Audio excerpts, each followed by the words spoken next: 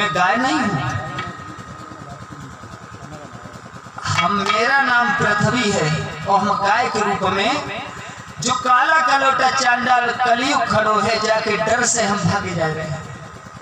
जवाब दो क्यों? समझाए कि बोली कि देखो संसार में हम बड़ो वजन सहन कर लेते हैं, लेकिन एक चीज सहन ना हो तो का बोली है समझा करके।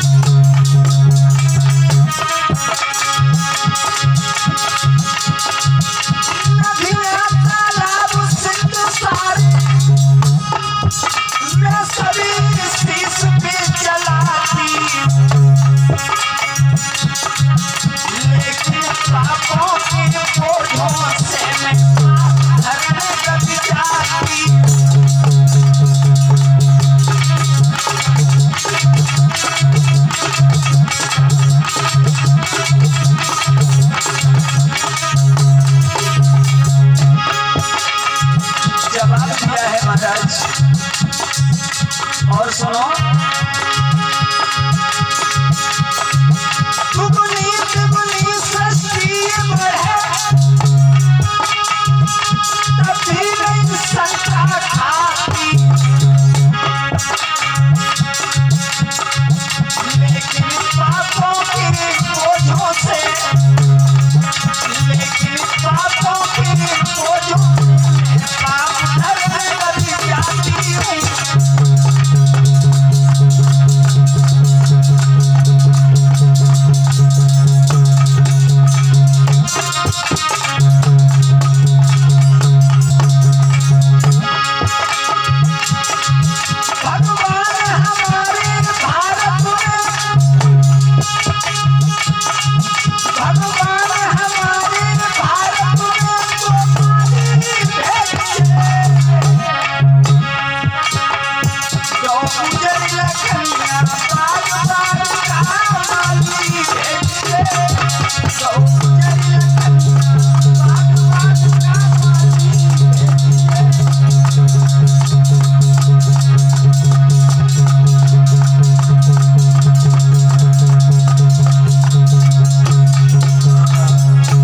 जवाब दो है महाराज।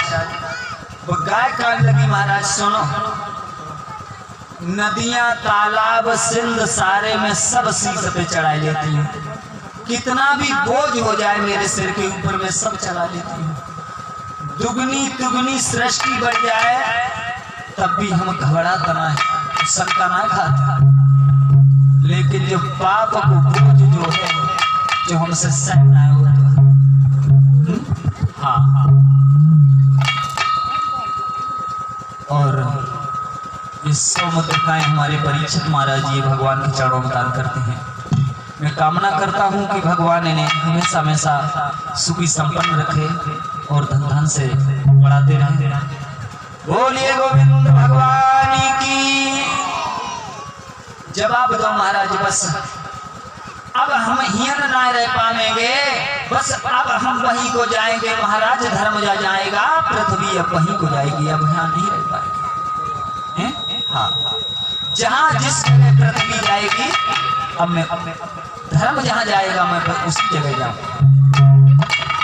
गाय के लिए शांत कर दिया, और शांत करने के बाद महाराज बैल को बुलाओ। बैल से कही तुम भी सुनाओ, तुम क्या कहना चाहते हो?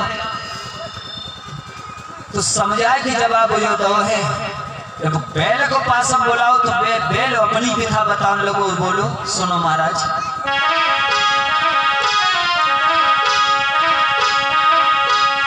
महाराज मैं ये बैल नहीं, और मैं तो ही धर्म कहाता हूँ।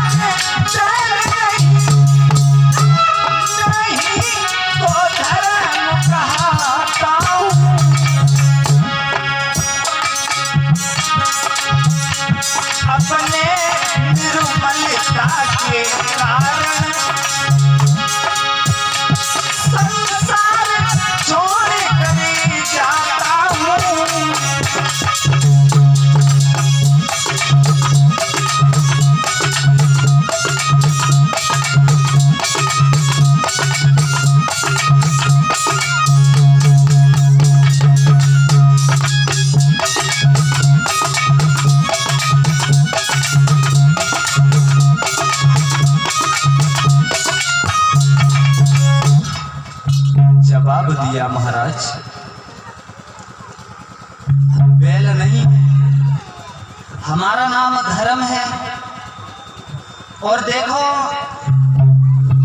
कलयुग के आते ही आते हमारे सारे पैर तोड़ दिए। अब मैं लंगड़ा लूला लोग की क्या कर सकता हूँ साहब? महाराज अब हम इस जगह नहीं ठहर सकते क्योंकि जमाना ये बहुत बेढंगी होता चला जा रहा है। हाँ, जवाब दिया कि सुनो, आगे चलकर के और भी समय खराब आने वाला है। क्या बोला है महाराज? धर्म समझा करके बोले,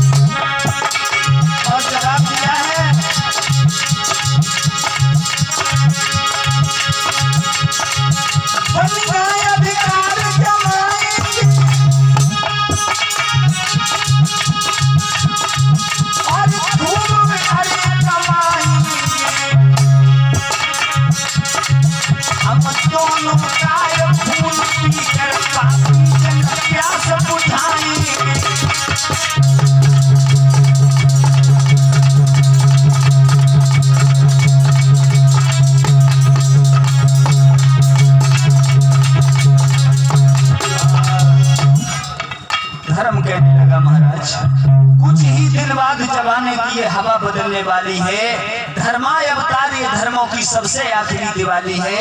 कुछ ही दिन बाद मनुष्य बेटियां को नहीं जानेगा, बन आएगी पाखंडों की, धर्म को ना कोई मानेगा महाराज। अब तो आगे चलकर के कलयुग में बनियों का व्यापार हो जाएगा। भला हम धर्म धर्म चिल्लाएंगे तो जन मेरी हंसी उड़ाएंगे, हम दोनों का खून चूस करके पापी जन प्यास। इसलिए महाराज हम इस जगह पे नहीं रह पाए। अब महाराज जहां के लिए पृथ्वी जाएगी बस धर्म उसी जगह जाएगा। इतनी बात बैल के मुंह से सुनी। जब बैल कान लगो महाराज, देखो सतयुग में हमारे 16 पैर थे, 16 चला। सतयुग में बड़ा हमारा सम्मान था। त्रेता में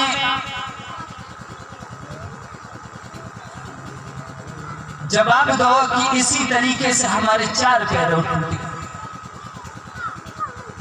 और द्वापर त्रेता में कुछ धर्म दिखाई देता तो, लेकिन महाराज ये कलयुग आया है, आते ही तान दिए भाले, पृथ्वी को नीचे दबा दिया और मेरे पैर तोड़े। धर्म के पैर कह रहे गए 4। जवाब दो महाराज। और 4 जनों में से टूट गए। एक चीज तुमने देखी परीक्षित महाराज, मंदिरों में जाते हो जहां शंकर जी का मंदिर है, तो वो पास में जो बैल बैठो हो तो नादिया जो बैठो हो तो है,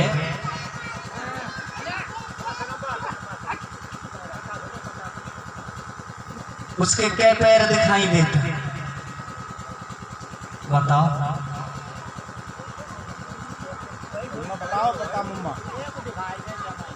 है? हाँ, एक दिखाई दे तो सही कह रहे हैं। एक पैर दिखाई दे तो कौन सो वो अकेला को ऐसे करे। भाई एक पैर काय को बच्चों है, भाई एक पैर रहेगा धर्म को। वो बैल ना है, वो नादिया ना है, वो शंकर भाई धर्म है। धर्म की सवारी पे भगवान भोले बाबा सवार है। और भाई एक पैर बच्चों है, पैर धर्म। चार पैर कौन से हैं? सत्य, दया, दान, भक्ति, ये चार पैर। लेकिन तीन टूट गए जाकर युगों में एक पैर रहेगा। उससे जो भाई अकेला करे कौन सु दान। अब केवल दया भी खत्म हो गई, भक्ति भी खत्म हो गई और सत्य बोलना भी खत्म हो गया। केवल दान रह गया। भाई दान रह गया, भाई एक पैर अकेला को है और तीन पैर टूट गए। महाराज धर्म कहने लगे, महाराज अब तो मैं बिल्कुल लंगड़ा हो गया हूँ, मेरे पास चलने की श्रद्धा नहीं।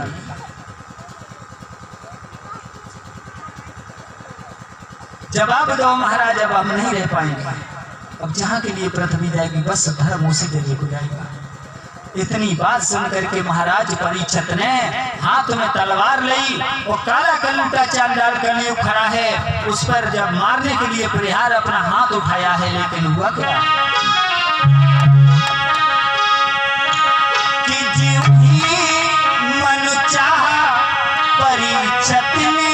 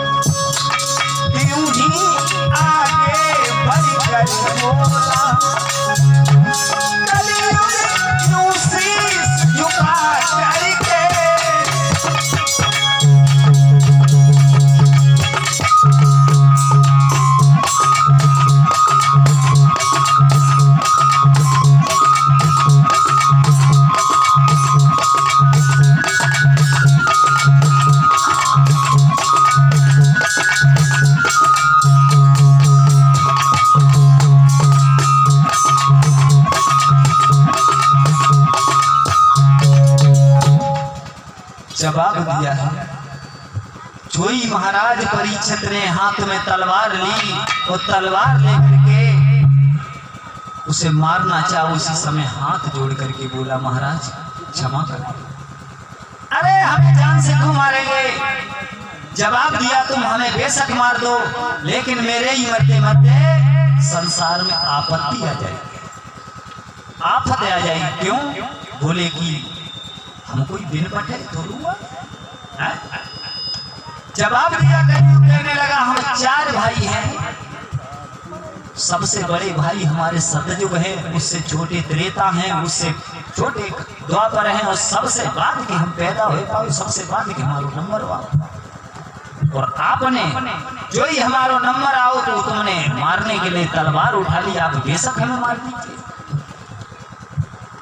लेकिन जवाब दो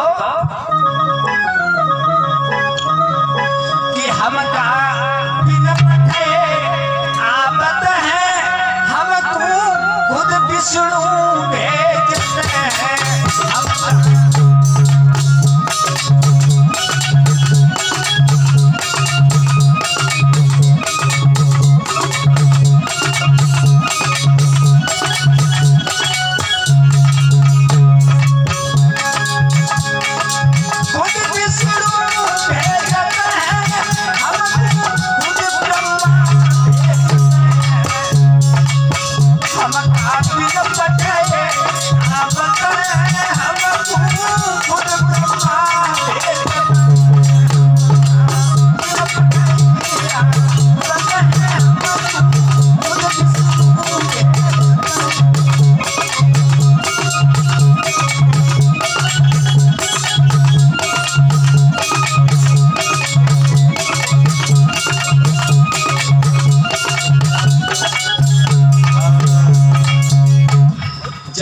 बताऊं महाराज, हम कोई बिन पठे ना आए हैं। हमें जब ऑर्डर मिलता है तभी हम आते हैं, लेकिन आप मर दीजिए, परिचय समझ गए। जवाब दो महाराज, वह ब्रह्मा की सृष्टि में हमारा कोई अधिकार ना है, लेकिन एक भैया परवाह रखो, गाय और बैल की रक्षा करो, तो हमारा तुम्हारा कर्तव्य है। कलयुग कहने लगा महाराज सुनो, देखो सतयुग त्रेता द्वापर में अगर तुम्हें मुक्ति चाहनी है, कल्याण चाहना है, तो 10-10 हजार 20-20 हजार वर्ष तपस्या करने पड़ते।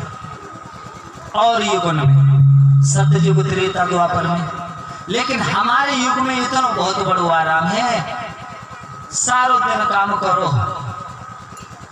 और लेकिन थोड़ी देर बैठ करके भगवान को भजन कर लो, सत्संग कर लो, बस कल्याण हो जाए। और क्या बोले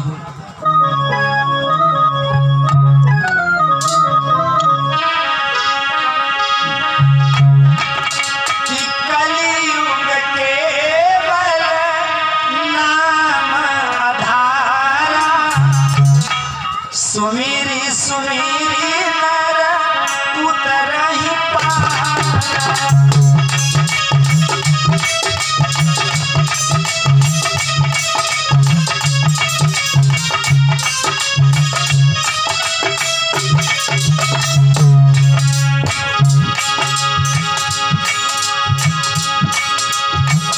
कलयुग केवल नाम आधारा, सुमेरी सुमेरी नर उतर ही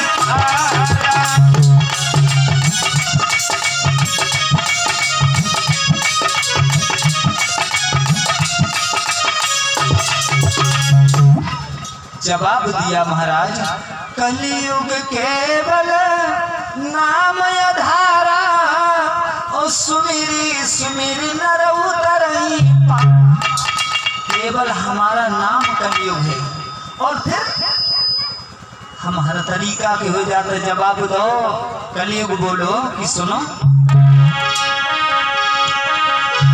कलयुग लोगों को कलयुग,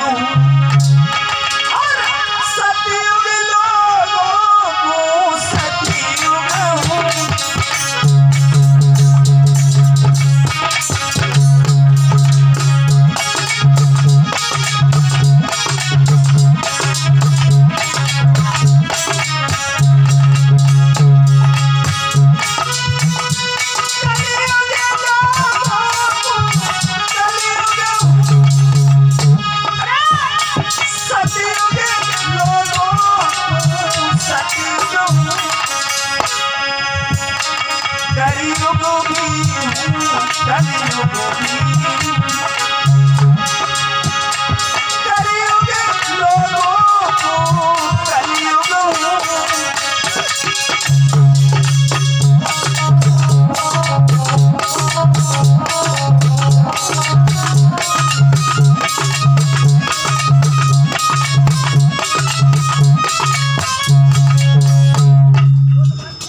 जवाब दिया महाराज, हमारे युग में इतना बहुत बड़ो आराम है, सतयुग त्रेता द्वापर में मनसा पाप लग जाता तो, और हमारे युग में जो लो तुम करोगे ना तब तक तुम्हें पाप ना लग सकता।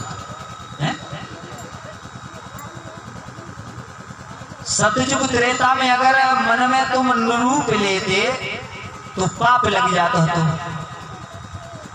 और जब कलयुग में बिना जिस अंग से पाप करोगे तो वही अंग भरेगा। जवाब दिया महाराज, हमारे युग में इतना बहुत बड़ो आराम है, अब आपकी मर्जी हो तो हमें चाहे मार दीजिए चाहे छोड़ दीजिए। परिचित कहने लगे चलो कोई बात ना है, खैर ठीक है, लेकिन एक परवाह रखो, गाय और बैल की तुम रक्षा करो भैया, और तुम ऐसा करो, हम तुम्हें बहुत बहुत अच्छी जगह बता रहे हैं, तुम यहाँ रहोगे ना। जब आप लोग कहाँ रहे हैं तो महाराज परिचित जगह बताओ लगे बिने, वो जगह कौन सी बताई।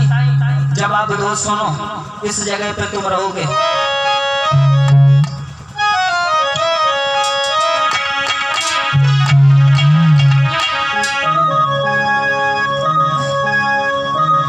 कि जिस जगह पर जुआ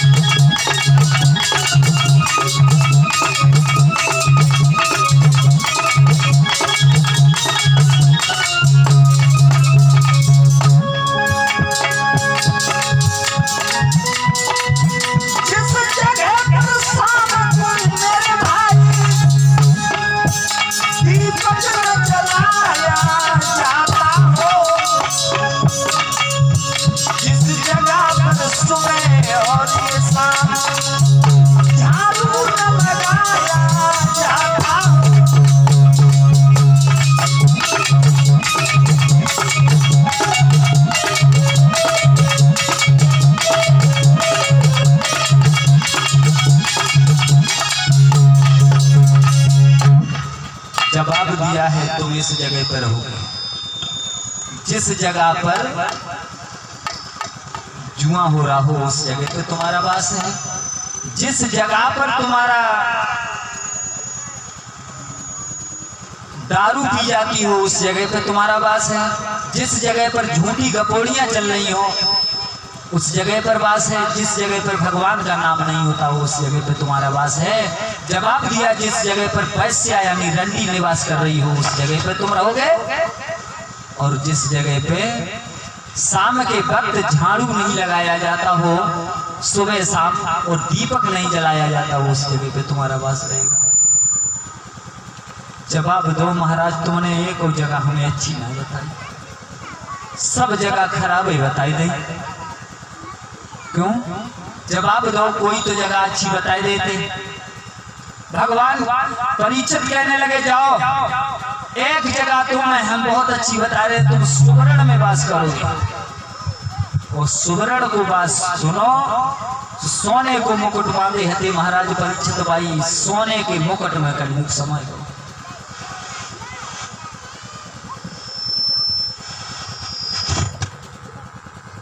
सोने के बाद मुकुट में जब समाये गए है,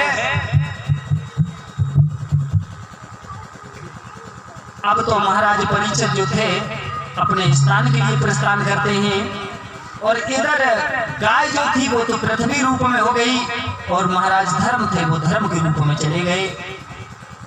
कलयुग महाराज परीक्षित के सिर पर सवार हो, और जो सोने को मुकुट अर्जुन कहां से लाए हैं? जब जरासंध को मान गए थे, तो भाई जरासंध को जो मुकुट जो हतो वो अर्जुन ले आए, वो वह मुकुट राजा परीक्षित के सिर पे बांधा।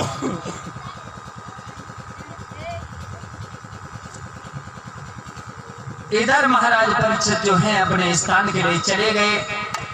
इंद्रप्रस्थ को धीरे धीरे समय गुजर चलो गो, धीरे धीरे क्या हुआ, एक दिन महाराज फिर पर महाराज परीक्षित ने अपने अश्व पे सवार हुए शिकार खेलने को चले, तो घूमते घूमते महाराज परीक्षित को प्यास बहुत तेज सताने लगी।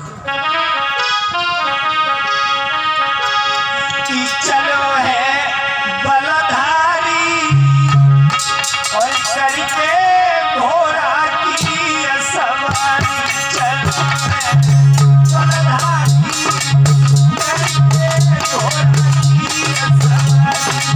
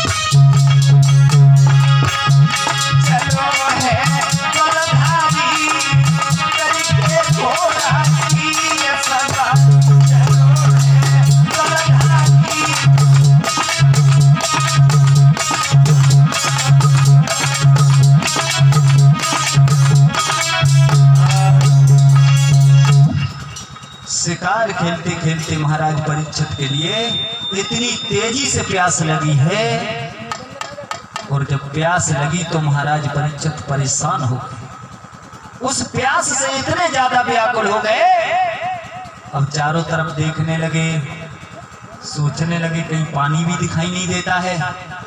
तो जब लंबी निगाह करके देखी है तो क्या देखा कि लोमस ऋषि की कुटिया उन्हें दिखाई दी।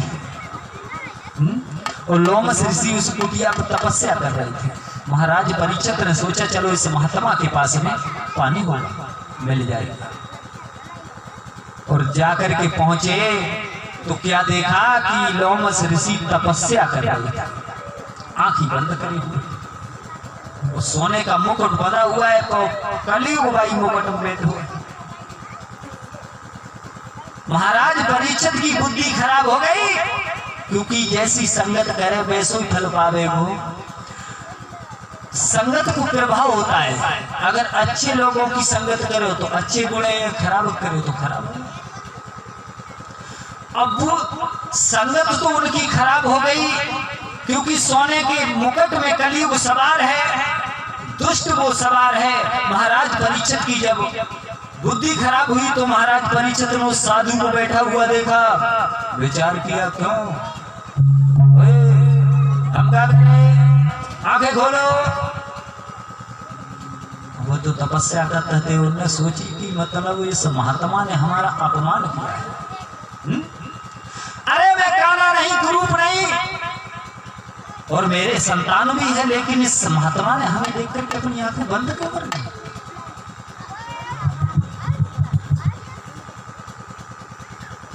जब सोचने लगे इसने आज इतना बड़ा अपमान है इस दुनिया में आज तक हमारा किसी ने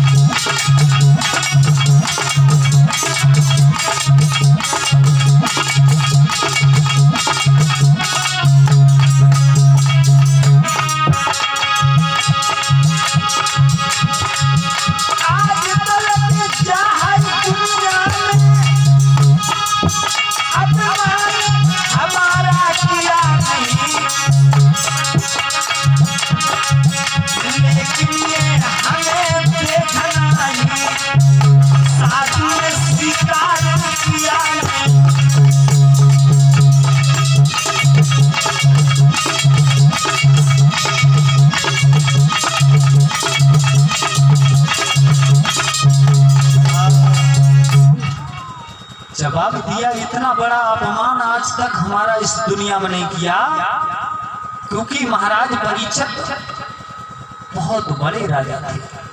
उनके राज्य में सिंह और बकरी एक घाट पे पानी पीते थे। महाराज परीक्षित ने क्या किया, वहां पर एक सर्प पड़ा हुआ था। कलयुग की संगत से उन्होंने उस सर्प को उठा करके लोमस ऋषि के गले में डाल दिया। और जब वो सर्प उनके गले में उठा करके डाल दिया है, महाराज परीक्षित वहां से चले आए।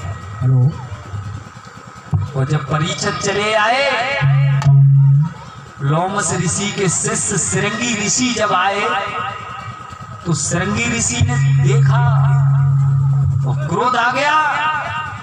सोचने लगे इतना बड़ा पापी एक राजा होकर के हमारे पिता के गुरुजी के गले में सर्प डाल करके चला गया, और ये बैठे रहे एकदम तो अपने मुंह से कुछ कहा नहीं। कमंडल को लिया हाथ में और हथेली में जल लेकर के श्राप देने लगे राजा परीक्षित को। क्या बोले,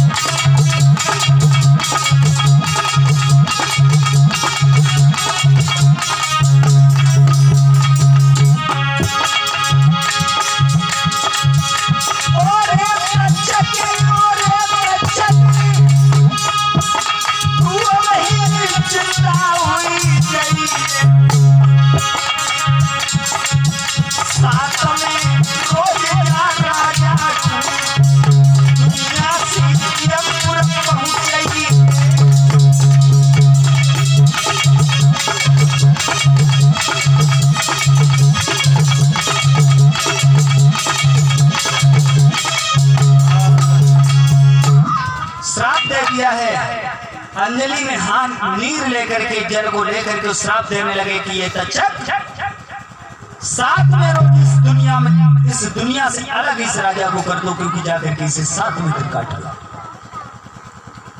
ये श्राप दिया और लोमस ऋषि से चिल्ला करके बोले, गुरुदेव आंखें खोलो, ये देखो करतूत परीक्षित की ये क्या करके गए हैं। लोमस ऋषि ने आंखें खोली, देखा तो मृतक सर्प पड़ा हुआ है। जवाब दिया, बेटा तुमने मृत्यु दंड दे दिया। हाँ, लेकिन नहीं, ऐसा तुम्हें करना नहीं चाहिए था। क्यों? अरे तुम्हें क्रोध आ गया तो क्रोध शांत कर लेने चाहिए था, पर मृत्यु दंड देना नहीं चाहिए था, क्योंकि ऐसा राजा इस भूतल पर दोबारा नहीं होगा।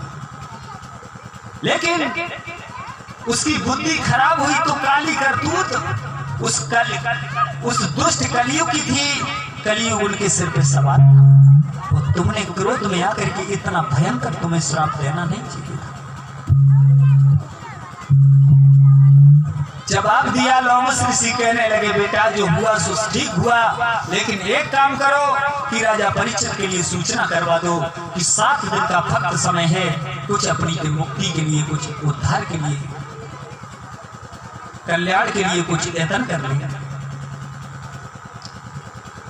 आज उसी समय शृंगी ऋषि ने कुछ अपने शिष्यों के लिए भेजा। उस शिष्यों ने जाकर के महाराज परीक्षित के दरबार के लिए चले हैं। उधर राजा परीक्षित ने सर्प डाल करके जब गए और सोने को मुकुट उतार करके रखो सिर से, सो बुद्धि सब ठिकाने आएगी। वो पछताने लगे, हाथ में जल लगे, हैं भगवान मैंने जो कहा करो, एक साधु के गले में मैं सर्प डाल करके चलो आओ। ये क्या हुआ? आप ही आप राजा परीक्षित पछता रहे हैं, अब क्या करूंगा? कहीं ऐसा तो नहीं हो वो क्रोध में आकर के मुझे श्राप ना दे दें।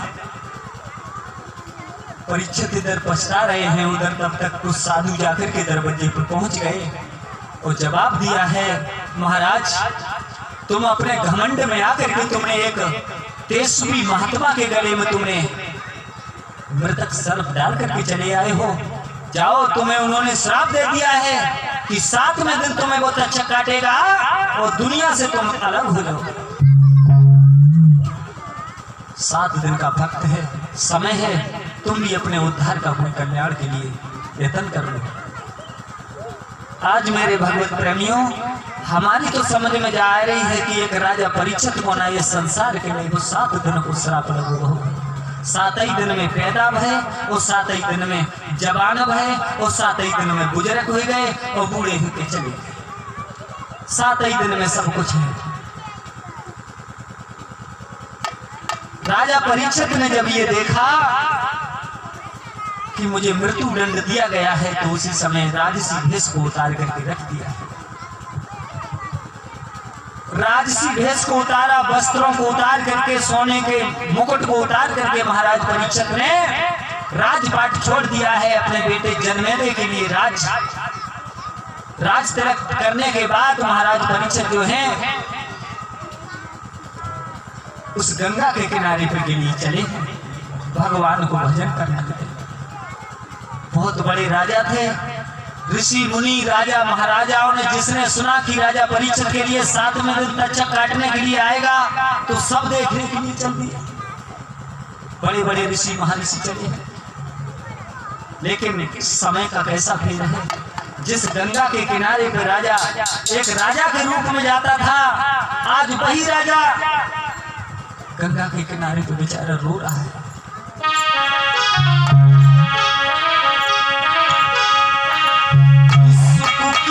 सैया सोने वाला, कि सुख की सैया सोने वाला, रोता है जटाधारियों।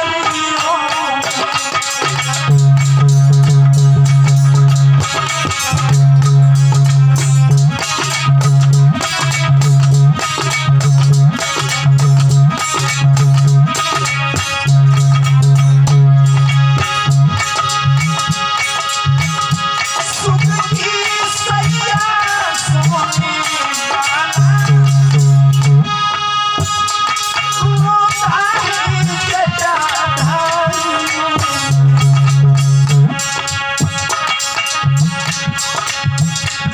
सब पे शासन करने वाला, सब पे शासन करने वाला, रोता है जटाधारियों में।